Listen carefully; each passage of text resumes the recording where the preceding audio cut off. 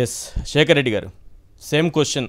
ఏంటి 6 నెలలు 6.5 నెలలు అనుకోండి, ఏం జరిగింది రాష్ట్రం? సార్ ఈశ్వర్ గారు, మీకు అలాగే తోటి ప్యానలిస్టులకి, సాక్షి టీవీ వీక్షకులందరికీ కూడా గుడ్ ఈవినింగ్ అండి. అందరికీ కూడా హ్యాపీ న్యూ ఇయర్.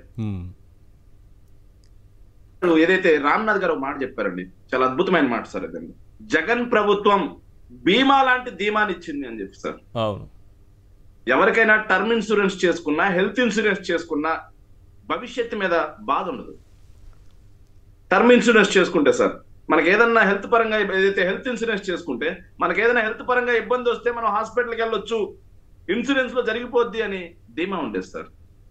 అలాంటి బీమా లాంటి ధీమాని జగన్మోహన్ రెడ్డి గారు ప్రభుత్వం ఇస్తే, ఆ ధీమాని పద్ధతి ప్రకారం కిల్ చేసింది సార్ ఈ చంద్రబాబు నాయుడు గారి ప్రభుత్వం. సార్ నేను 1-2 అంశాలు మాట్లాడాలి సార్. మీరు సంక్షేమం గురించి చాలా మాట్లాడారు, కానీ నేను మాట్లాడాల్సిన అంశం, అద్భుతమైన అంశం ఒకటి ఉంది సార్. చంద్రబాబు నాయుడు గారి పార్టీ ఏదైతే ఉందో, తెలుగుదేశం పార్టీ కానీ జనసేన కూటమి మొత్తం కూడా 2024 ఎన్నికలకు ముందు అనునిత్యం మాట్లాడిన మాట ఏంటంటే, యువతని పిలుపునిస్తూ జగన్మోహన్ రెడ్డి గారు ఒక్క ఉద్యోగం లేదు, మేము అధికారంలోకి రాగానే 20 లక్షల ఉద్యోగాలు ఇస్తామన్నారు సార్. కానీ జరిగింది ఏంటి సార్? జగన్మోహన్ రెడ్డి గారు అధికారంలోకి రాగానే గాంధీజీ గారు కలలు కన్నట్టుగా గ్రామ స్వరాజ్యం దిశగా అడుగులు వేస్తూ అక్టోబర్ 2వ తారీఖున 1,34,000 మంది గ్రామ సచివాలయ శాశ్వత ఉద్యోగులను తీసుకొస్తే, వీళ్ళ అధికారంలోకి వచ్చి 7 నెలలు అవుతుంది సార్. కనీసం ఒక ఎగ్జామ్ ని కూడా నిర్వహించిన పాపను పోలేదు సార్. జగన్మోహన్ రెడ్డి గారి ప్రభుత్వం అధికారంలో ఉండగా group 1, group 2, group 3, group 4 sir, prelims కూడా అయిపోయినాయి సార్.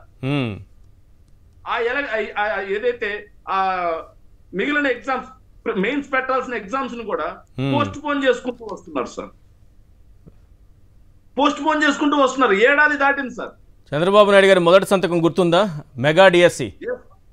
ఎస్, మెగా డిఎస్సి ఎక్కడికి పోయింది సార్? టెట్ కూడా నిర్వహించిన పాపాను పోలేదు సార్. టెట్ కూడా, ఇందులో జగన్మోహన్ రెడ్డి గారు అనౌన్స్ చేసింది అప్పటికే ఆ ప్రభుత్వం 6,100 పోస్టులు. ఎస్ సార్, జగన్మోహన్ రెడ్డి గారు అధికారంలో ఉండుంటే ఆ 6,000 పోస్టులు ఎగ్జామ్ నిర్వహించే వాళ్ళు భర్తీ కూడా జరుగుంటే సార్. తొలి సంతకమే పోయిందా? తొలి సంతకమే హులక్ సార్. పెట్టిన రోజే చెప్పాను సార్, పెట్టిన రోజే చెప్పాను. చంద్రబాబు నాయుడు గారు ఎప్పుడు అధికారంలోకి వచ్చినా పెట్టేటువంటి మొదటి 3 సంతకాలు హులక్కే. 2014లో కూడా రైతు రుణమాఫీ హులక్కు, బెల్ట్ షాపులు రద్దు హులక్కు. అవును, ఇలాంటివన్నీ హులక్కులు ఉంటాయి సార్. అయింది. ఇంకొక అంశం కూడా మాట్లాడారు ఇందులో.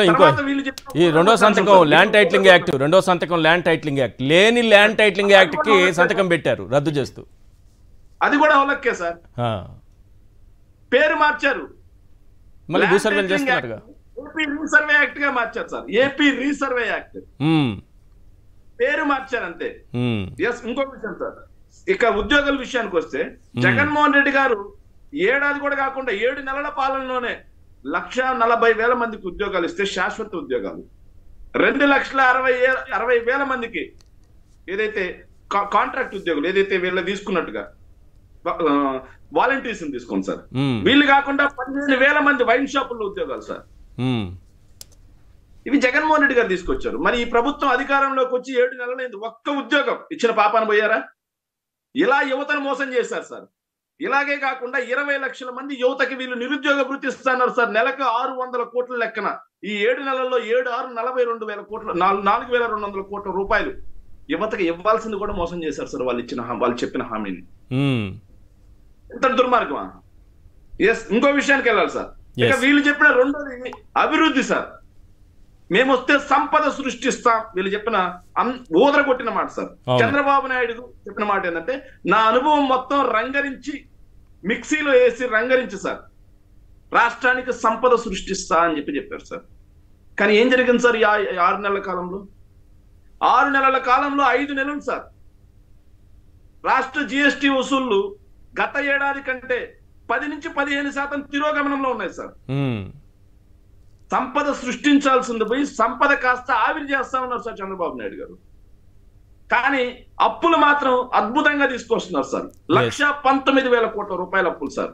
సార్ ఈ రోజు ఈనాడు కథనం కూడా చదివాను సార్ నేను. ఇది కూడా ప్రజలకు కూడా తెలియాలి సార్. ఎందుకంటే ఇంత దుర్మార్గంగా వన్ సైడ్ రాత్రలా సార్. జగన్మోహన్ రెడ్డి గారు అధికారంలో ఉండగా 12 నెలల్లో సార్ 79,000 కోట్లు తీసుకొచ్చారు. అప్పుల్లో నెంబర్ 1 అంట సార్ ఏపీ. అప్పుల గుప్పెట రాష్ట్రం, రుణకంఠుడు జగన్మోహన్ రెడ్డి సార్. చూడండి సార్ ఎంత ఎంత ఎంత బాగా రాశారు అప్పట్లో. కానీ ఈ రోజు సార్, ఈ రోజు 17వ పేజీలో సార్ చిన్నగా 17వ పేజీలో చిన్నగా సార్ వార్త అది కనిపించినట్టుగా 17వ పేజీలో రాశారు సార్. ఏం రాశారంటే 5,000 కోట్ల రుణం తీసుకుంటున్న ప్రభుత్వం బుధవారం రాష్ట్ర ఖజానాలో జమ. దీని ద్వారా సార్ ఎంత అద్భుతమైన రైతు పడ్డ సార్. దీని ద్వారా రాష్ట్రంలో జీతభత్యాలకి పెన్షన్లకి ఇబ్బంది లేకుండా రాష్ట్రం చర్యలు తీసుకుంది. అదే జగన్మోహన్ రెడ్డి గారి ప్రభుత్వ హయాంలో అప్పు తీసుకొస్తే జీతాలకి పెన్షన్లకి కూడా అప్పులకు వెళ్తున్నటువంటి ప్రభుత్వం, దివాలా తీసిన ప్రభుత్వం అని చెప్పి రాసినటువంటి ఈ ఈనాడు తాత ఈరోజు ఇలా రాశారు సార్. సార్ నాకు అర్థం కావట్లేదు సార్, ఇప్పటికీ అర్థం కావట్లేదు. చంద్రబాబు నాయుడు గారు హామీ ఇచ్చినట్లుగా ఏదైతే అమ్మఒడి 1 కోటి మందికి ఇవ్వాలి సార్, 15,000 లెక్కన 15,000 కోట్లు. రైతు భరోసా వీళ్ళు అన్నదాత సుఖీభావ అన్నారు, 50 లక్షల మందికి 10,000 కోట్లు. ఇంకా మీరు చెప్పినట్టుగా మత్స్యకార భరోసా ఇవన్నీ పక్కన పెట్టండి, మెయిన్ పథకాలు అవి 2. ఇలాంటివి 2 కూడా ఇవ్వకుండా వీళ్ళు 1,19,000 కోట్ల రూపాయలు అప్పు తెచ్చి ఏం చేశారు సార్ ఆ డబ్బుని? ప్రభుత్వం సమాధానం చెప్పాల్సినటువంటి అవసరం ఉంది. 1,19,000 కోట్ల రూపాయల అప్పుని ఏం చేయడానికి తీసుకొచ్చారు? ఒక్క పథకం అమలు చేయలేదు కదా అని చెప్పి సమాధానం చెప్పాలి. ఇంకోటి సార్, చంద్రబాబు నాయుడు గారు ఏం అమలు చేసినా అమలు చేయకపోయినా ఈ 6 నెలల కాలంలో అద్భుతంగా అమలు చేసిన పథకాలు కొన్ని ఉన్నాయి సార్. ఏంటవి? అధికారంలోకి రాగానే రెడ్ బుక్ రాజ్యాంగం అని చెప్పి దాన్ని అమలు చేయడంలో ముందుకు వచ్చారు. దాని ద్వారా వైఎస్ఆర్సీపీ కార్యకర్తలు, నాయకులు, సానుభూతి పరుల మీద దాడులు, హత్యాయత్నాలు, ఆస్తుల విధ్వంసం చేశారు సార్. అధికారంలోకి రాగానే పైశాచికత్వంగా, విచ్చలవిడి విశృంఖలత్వంగా, రాక్షసత్వంతో జగన్మోహన్ రెడ్డి గారు నిర్మించినటువంటి ప్రభుత్వ ఆస్తుల్ని ధ్వంసం చేశారు సార్. ఇవే కాకుండా పైశాచికత్వంతో రాజశేఖర రెడ్డి గారి విగ్రహాలను ధ్వంసం చేశారు సార్.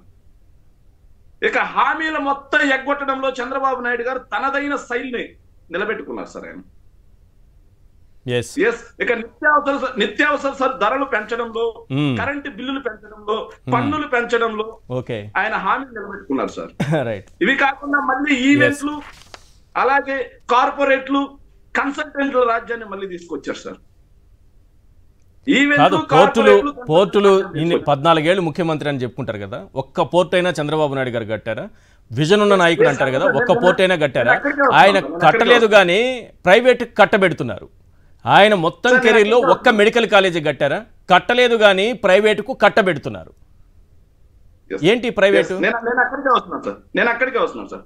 చంద్రబాబు నాయుడు గారు అధికారంలోకి రాకముందు చెప్పిన మాట ఏంటంటే సార్, నేను కార్పొరేట్లందరినీ రాష్ట్రానికి తీసుకొచ్చి పెట్టుబడులు పెట్టిస్తాను, రాష్ట్రానికి పెట్టుబడులకు స్వర్గధామం చేస్తానని చెప్పి మాట్లాడారు సార్. కానీ వీళ్ళు అధికారంలోకి రాగానే కడపలో స్టీల్ ప్లాంట్ కడుతున్నటువంటి జిందాల్ని బెదిరించారు సార్. అవును, జిందాల్ని బెదిరించి జిందాల్ మీద అక్రమ కేసులు బనాయించాలని చూసి, నీకు దమ్ముందా, ఎట్లా పెడతావు జగన్మోహన్ రెడ్డి గారి హయాంలో? జగన్మోహన్ రెడ్డి గారి హయాంలో పెట్టుబడులు పెట్టే దమ్ము ఎక్కడి నుంచి వచ్చింది అని చెప్పేసి ఆయన బెదిరించారు.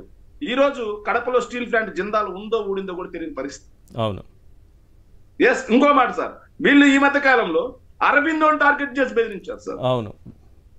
ఈ రోజు అరబిందోని టార్గెట్ చేసి బెదిరించడంతో రామాయపట్నం పోర్ట్ ఆగిపోయిన పరిస్థితి, కాకినాడ గేట్వే పోర్ట్ ఆగిపోయిన పరిస్థితి, కింగ్ ఫిషర్ లాంటి ఫ్యాక్టరీలను బెదిరించారు, గ్రీన్ ఫీల్డ్ ఎక్స్ప్రెస్ హైవే వేసేటువంటి ఒక కాంట్రాక్టర్లను బెదిరించారు, ఆఖరికి ఆర్టీపీసీ ఎన్టీపీసీలను కూడా బెదిరించారు. బూడిద కోసం ఎమ్మెల్యేలు కొట్లాడుతున్నారు. బూడిద కోసం ఎమ్మెల్యేలు కొట్లాడుతున్నారు. కరెక్ట్. ఈ దరిద్రమైన హామీలన్నింటినీ నెరవేరుస్తా ఉన్నాడు. రైట్. ఇదే సమయంలో మనకు ఒక బ్రేకింగ్ న్యూస్ అంతుంది సార్, ఒకసారి చూద్దాం. చెప్పండి. సార్, చంద్రబాబు నాయుడు గారు 7 నెలల కాలంలో చంద్రబాబు నాయుడు గారు సమాధానం చెప్పాల్సింది సార్. రైతు ఆత్మహత్యల విషయంలో సమాధానం చెప్పాలి సార్.